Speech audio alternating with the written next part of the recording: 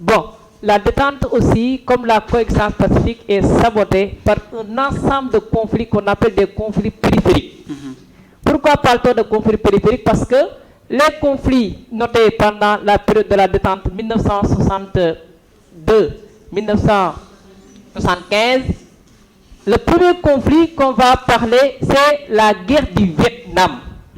À ne pas confondre avec la guerre d'Indochine. La guerre d'Indochine, c'est lorsque la colonie indo-chinoise faisait la guerre contre la métropole pour son indépendance. Maintenant, la guerre d'Indochine, la guerre du Vietnam, c'est à la suite des accords de Genève de 1954. Accords au cours desquels l'Indochine est divisée en 4 États. Le Laos, le Cambodge, le Vietnam du Nord et le Vietnam du Sud. Maintenant, à partir de 1962, le Vietnam du Nord va essayer de faire la réunification des Vietnam, avec la réunification des deux Vietnam.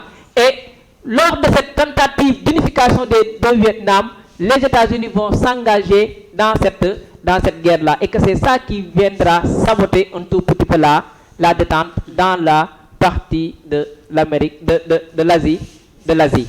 Mais aussi, jusqu'à présent, dans le Proche et le Moyen-Orient, il y a eu la guerre du séjour en 1967, mais aussi la guerre de Kippour en 1973.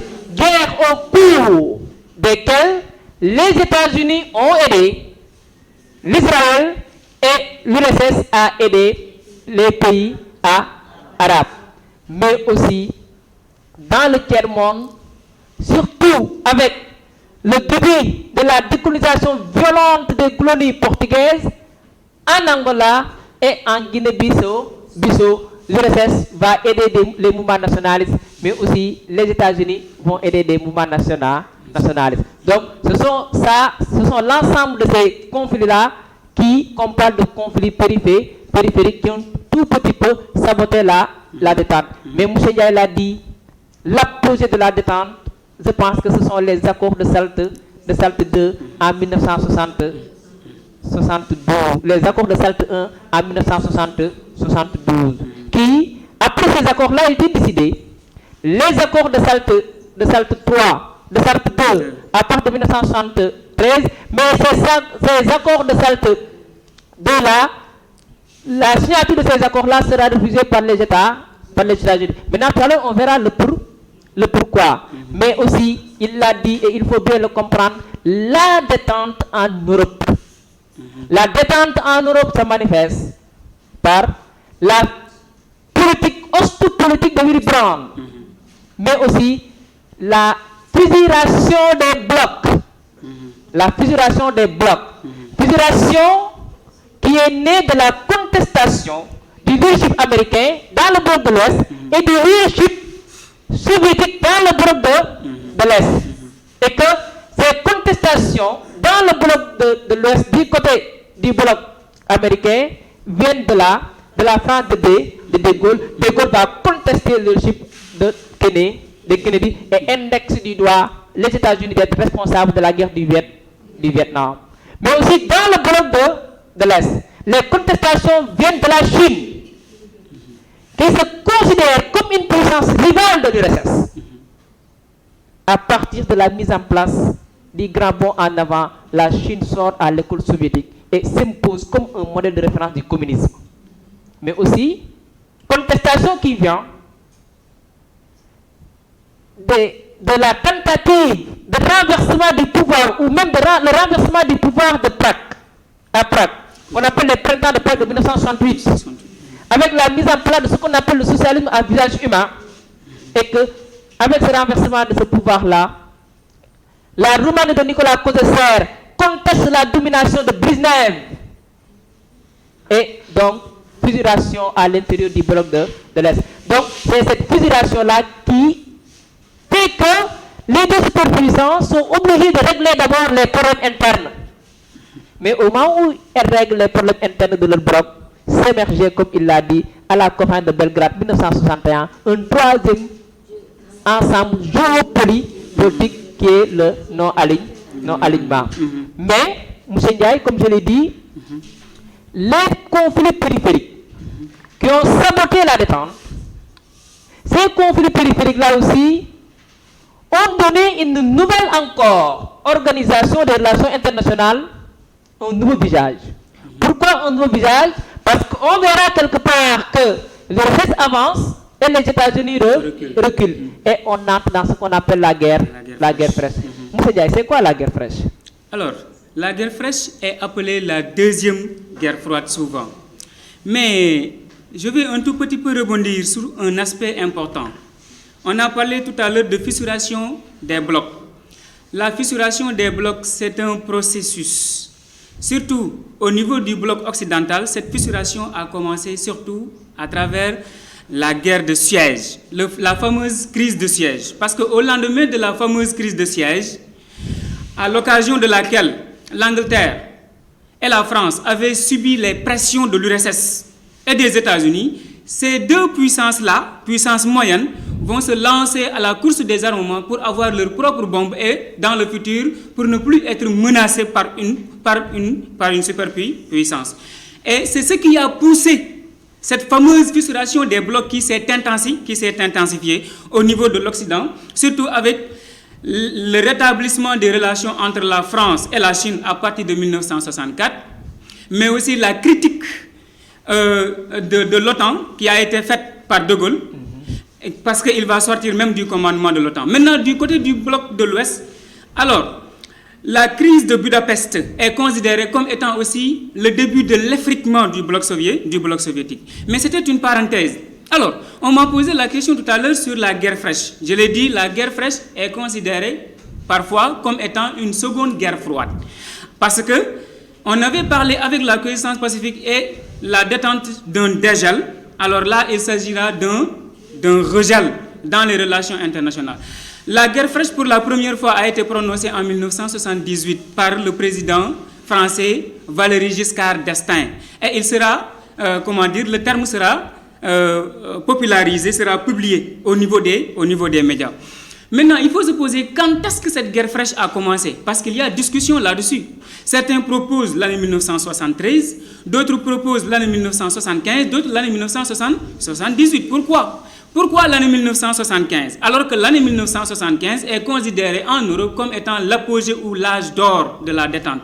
Pourquoi? Parce qu'il y a eu les fameux accords d'Helsinki. 35 États européens se sont regroupés pour signer un accord sur la paix et la sécurité au niveau européen. Donc, si cela se fait, c'est à travers un dialogue élargi entre l'Est et l'Ouest. Donc, il faut toujours relativiser. C'est la cause pour laquelle, au début de mon propos, je vous ai dit que l'essentiel, c'est de donner l'ensemble des événements, ou bien des idées en tout cas, qui permettent de vérifier ou bien de justifier ce que vous avancez. 1975 est considéré comme étant le début de la guerre fraîche. Pourquoi? Parce qu'il y a eu la chute de Saigon en 1975. Les Américains, même s'ils disent qu'ils ont abandonné, quand même ils ont été vaincus et tout le monde le sait. 1975 coïncide avec la chute de Phnom Penh au Cambodge avec l'arrivée au pouvoir des Khmers rouges. 1975 coïncide avec la décolonisation en Angola, au Mozambique, avec l'aide de l'Union soviétique. Donc l'année 1975 peut être considérée comme étant le début de la guerre fraîche. Ceux qui choisissent l'année 1978 aussi, ils ont raison. Parce que l'année 1978 peut être considérée, 79 peut être considérée comme étant l'année noire pour les États-Unis. Pourquoi? Parce qu'il y a eu la fameuse révolution iranienne avec l'arrivée au pouvoir de l'ayatollah Khomeini, n'est-ce pas? Alors, 1979, à l'occasion même de l'arrivée de l'ayatollah Khomeini, coïncide avec le déclenchement d'une deuxième crise économique, le sandinisme, etc., etc. Donc, alors maintenant, cette guerre fraîche est causée par quoi? Quels sont les facteurs? Quelles sont les manifestations? Quelles sont les conséquences? Les facteurs, il faut les retirer ou bien il faut les comprendre à partir de la détente. Vers la fin de la détente, les Américains sont devenus affaiblis. Affaiblis par quoi? Affaiblis par la ségrégation raciale qui sévit dans le pays, à travers le lynchage des Noirs. Affaiblis par quoi? Le scandale du Watergate entre 1972 et 1974 qui débouche sur la démission du président Richard Nixon. Un scandale que l'on appelle communément les fameux Pentagon Papers. Donc peut-être on y reviendra. Affaiblis par quoi? affaibli par les contestations qui sont liées à la guerre du Vietnam. La guerre du Vietnam a été une guerre très meurtrière pour les Américains et les soldats tombaient. Alors, ainsi, ces soldats-là qui mouraient américains en quelque sorte, alors favorisaient des contestations de la part des Américains qui voulaient mettre fin à cette guerre.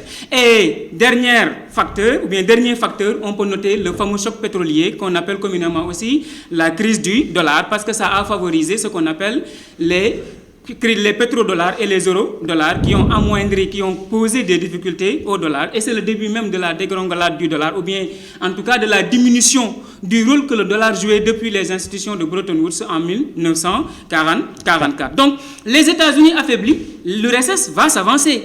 Alors, avancer parce que l'URSS a posé ses pions un peu partout, en Afrique, mais aussi en Asie. Et en 1975, on peut considérer que la guerre fraîche va débuter.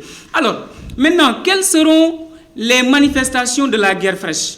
On peut noter plusieurs éléments. L'installation des SS-20 par l'URSS. Et n'oubliez pas, l'URSS a profité d'une faille des accords SALT pour installer les SS-4 et les SS-5 dans les années 1960. Et ainsi, elle va continuer aussi à mener son avancée dans le domaine militaire en installant les SS-20. Alors, après l'installation des SS-20, l'URSS en 1977 aussi a aidé le colonel Mengistu en Éthiopie à accéder au pouvoir. En 1979, c'est une période très difficile pour les États-Unis. C'est ce que j'ai appelé tout à l'heure la fameuse année noire. C'est la cause pour laquelle ceux qui disent que la guerre fraîche a débuté en 1979, on peut leur donner raison. Parce que c'est en 1979, à travers un discours de Jimmy Carter, que les Américains ont mis officiellement à la politique de détente. Ils se sont dit que l'URSS, depuis les années 1960, ont mené, en tout cas, de réels progrès, ont connu de réels progrès en Europe et un peu partout. Donc, cette détente n'est qu'un mot et nous, on met fin définitivement à la détente. Et l'arrivée de Ronald Reagan au pouvoir va intensifier les tensions entre les États-Unis et l'URSS à travers d'autres faits historiques qui sont toujours dans le cadre de la détente. En 1980, qu'est-ce qu'il va faire? Il va boycotter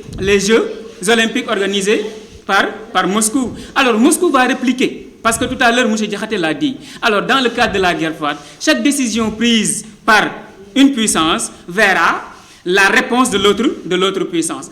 En 1983, le fameux projet IDS, Initiative de défense stratégique, sans oublier l'installation des missiles Pershing 2 en réponse au SS-20.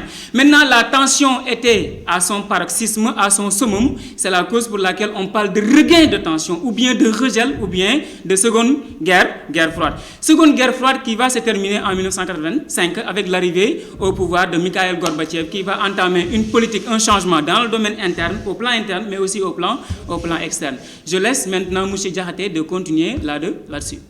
Merci, M. Ndiaye. Donc, guerre fraîche, deux causes essentielles. Une cause politique et une cause militaire. Cause politique essentielle qui a donné la guerre fraîche, comme il l'a dit, fragilisation politique au niveau des États aux États-Unis. Cause militaire, reprise de la course aux armements déclenchée par qui? Par l'URSS. Et que, donc, à partir de 1985 jusqu'à 1990, on parle de dégel, ou bien retour de la détente, ou retour au dialogue. Qu'est-ce qui est à l'origine de cette reprise de la détente? Parce qu'avec l'initiative de défense stratégique dont M. Ndiaye a parlé à partir de 1983, les responsables soviétiques sont convaincus que sont dépassés sur le plan militaire. À ce même moment, l'URSS se trouvait dans des difficultés économiques. Et Mikhail Gorbatchev, qui arrive au pouvoir, qui est pour un retour au dialogue, mais aussi va abandonner la politique interventionniste de l'URSS. Et qu'on sait que c'est cette politique interventionniste de l'URSS-là qui est la cause principale de la guerre froide. Et que pour l'abandon de cette politique interventionniste-là de l'URSS et aussi la diminution de la prolifération des armes à destruction massive, sera la cause essentielle de l'ouverture des dialogues entre les États-Unis et l'URSS. Mais aussi, on doit comprendre que dans cette période-là aussi, en URSS, Mikhail Gorbatchev va mettre en place deux politiques qu'on appelle la perestroïka et la glasnost. Et que l'échec de ces deux politiques de Mikhail Gorbatchev-là va conduire à ce qu'on appelle la perte du monopole de l'URSS du bloc de l'Est. Pour la première fois, l'URSS est incapable de contrôler les forces qui s'émergent à l'intérieur de son bloc. Et que partout en Europe de l'Est, il y a naissance des mouvements démocratiques qui rejettent les régimes communistes. Et qu'à partir de ce moment-là, les régimes communistes tombent les uns après les autres. Et que c'est ça qui va aboutir à le 9 novembre 1989, si j'ai de mémoire, à la chute des murs de Berlin, qui est le symbole, du monde bipolaire. Donc, la chute du mur de Berlin donne l'acte de la fin de la guerre froide. Et en 1990, l'URSS elle-même s'explose. L'URSS elle-même s'explose. Et l'explosion de l'URSS va mettre fin à la guerre froide. Pourquoi elle va mettre fin à la guerre froide? Parce que même Mikhail Gorbatchev va démissionner le 25 novembre 1991. 90 ou 91 91. Et que la démission de Mikhail Gorbatchev à la tête de l'URSS, accompagnée de l'explosion du bloc de l'Est et de l'URSS, met fin à la guerre froide. Maintenant, M. Diaye, quelle est la conséquence de la dislocation de l'URSS et de la dislocation du bloc de l'Est? Bonne question. Mais il y a un petit fait qu'il faut comprendre. Quel est le petit fait là dont il s'agit? C'est l'ouverture des frontières hongroises. La Hongrie a été le premier pays à ouvrir ses frontières. Et l'ouverture de ces frontières-là a sonné le glas de l'URSS, c'est-à-dire a mis fin à l'URSS. Et c'est la cause pour laquelle le chancelier allemand Helmut Kohl dira que la porte du Brandenburg, vous connaissez la fameuse porte du Brandenburg, c'est la porte qui sépare l'Allemagne de l'Est et l'Allemagne de l'Ouest. Il va dire que la porte du Brandenburg est sur le sol hongrois. Et ensuite, on pensera aussi aux actions qu'on a notées au niveau de la Pologne, avec l'arrivée de l'Est Wałęsa au pouvoir, avec son syndicat Solidarność.